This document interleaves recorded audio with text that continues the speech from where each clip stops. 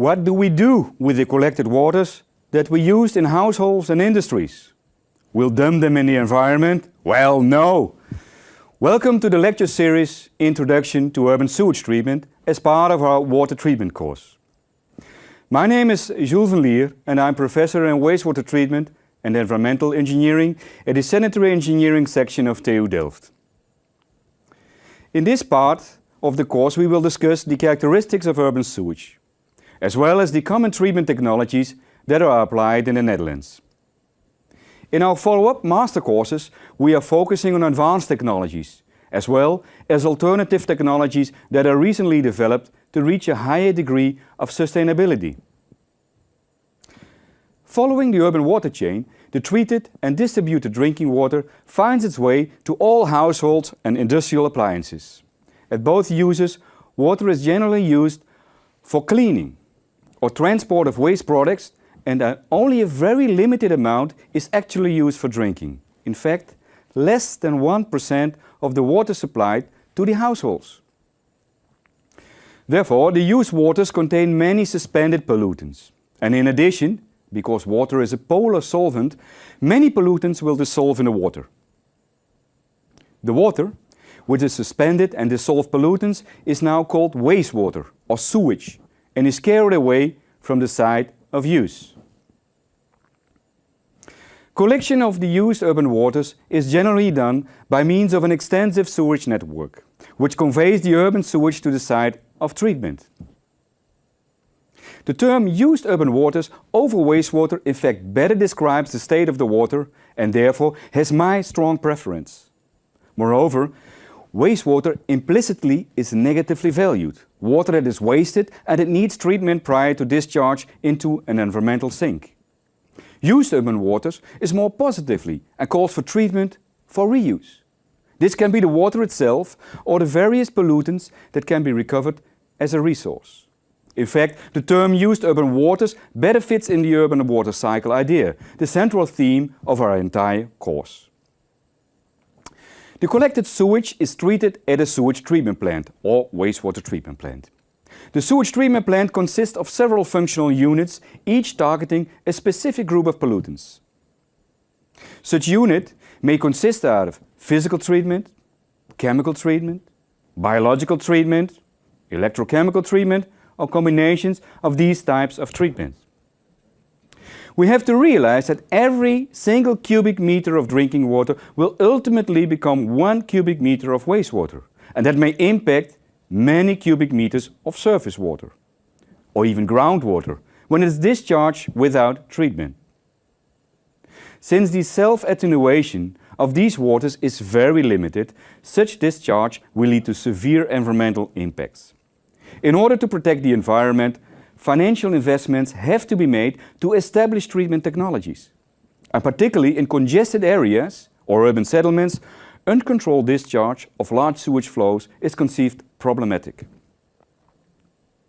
We also have to realize that large areas in the world are yet deprived from adequate sewage collection and proper treatment. For instance, in Latin America, less than 20% of the sewage is collected and treated, whereas in Asia this is less than 40%. Here in the Netherlands, about 100% of all households are connected to the sewage network, and finally to a sewage treatment plant.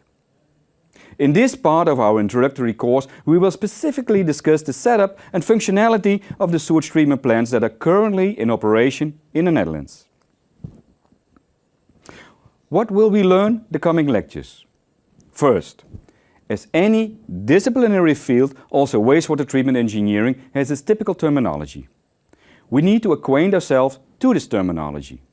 Second, why do we need to treat these waters? Or in other words, what is their environmental impact when they are discharged untreated?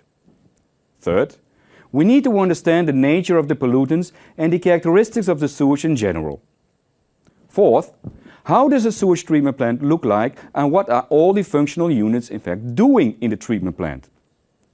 By finishing this course, we should be able to design a full-scale sewage treatment plant using the design features commonly applied in the Netherlands. How does a sewage or wastewater treatment plant look like? This picture shows the largest sewage treatment plant in the Netherlands, here in Delft. It has the capacity to treat the sewage of about 1.4 million people. It's a modern treatment plant that removes organic matter as well as nutrients, phosphorus and nitrogen from the used water up to the restrictions set by law. This picture looks great, right? But how does it function? The sewage treatment plant consists of various treatment units, of which some make use of physical removal and others of biochemical removal.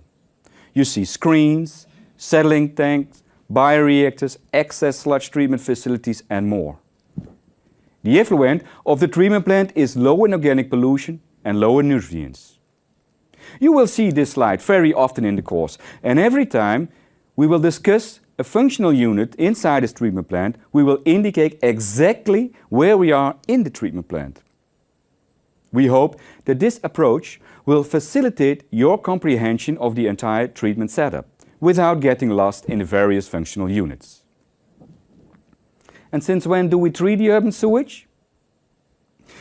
The obligation to treat the sewage up to standards prior to discharge follows the deplorable state of our surface water in the 60s of the past century. Lifeless surface waters were common and species diversity was at stake. Only in the early 70s, the Clean Water Act was approved by our government, and from that time onwards it was forbidden to discharge without treatment. At the same time, a cost recovery system was invented. This appears to be successful up to date, the polluter pay principle. And what does this polluter pay principle mean? Well, every person daily discharges a certain amount of carbon and nutrients. This amount of pollutants is, therefore, denominated as person equivalent, abbreviated by PE. The person equivalent of pollutants is subsequently translated in money, in cash.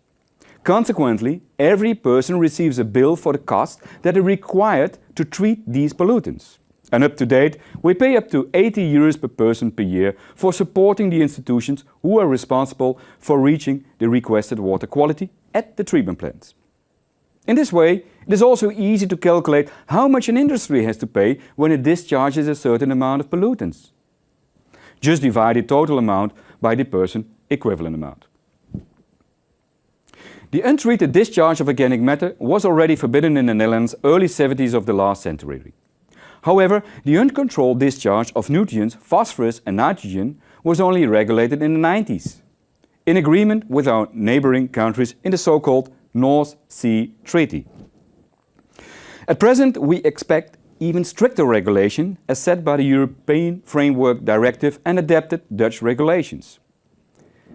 And were these regulations effective? Well, yes. This table shows the average influent and effluent values of the major sewage pollutants.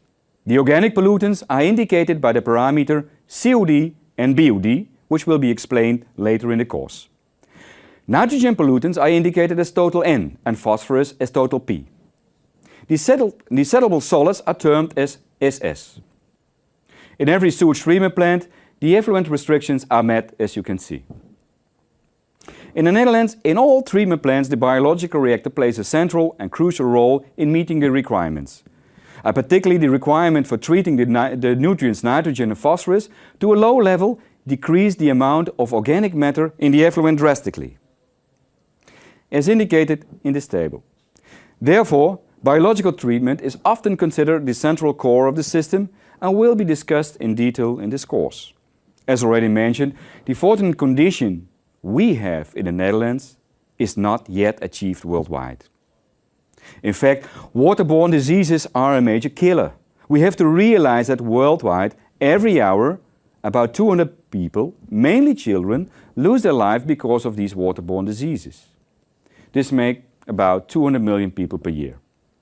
These numbers were collected by the World Health Organization in the year 2000, when the Millennium Development Goals, or MDG, were approved. The numbers speak for themselves. About 1 billion people do not have access to safe drinking water, which is particularly a problem in developing countries in Africa, Asia and Latin America. And note that about 2.4 billion people do not have access to sanitation. Again, the major hurdle has to be taken in developing countries. But were these MDG agreements effective on this? Well, no. In fact, with regard to the sanitation, the situation aggravated, and now some 2.6 billion people have no access to proper sanitation. A shame. The reason for this incredible backlog are multiple and quite complex and go beyond, in fact, the scope of this course. In industrialized countries, we have a full legislative and institutionalized backup to protect our environment and prevent non-controlled discharges. This leads to strict control and implementation of the laws. Also, the already mentioned polluter pay principle is widely adopted, so industries and individuals actually pay for the required treatment. Moreover, public perception here is strongly in favor of environmental protection, although we realize that this costs money. How different is the situation in developing countries? Although many countries have similar restrictive laws as the industrial countries, there is little institutional backup and very little control and implementation. In addition, cost recovery is hardly implemented, so there's an extreme lack of financial resources. But needs are high as the scarcely available fresh water resources are more and more threatened.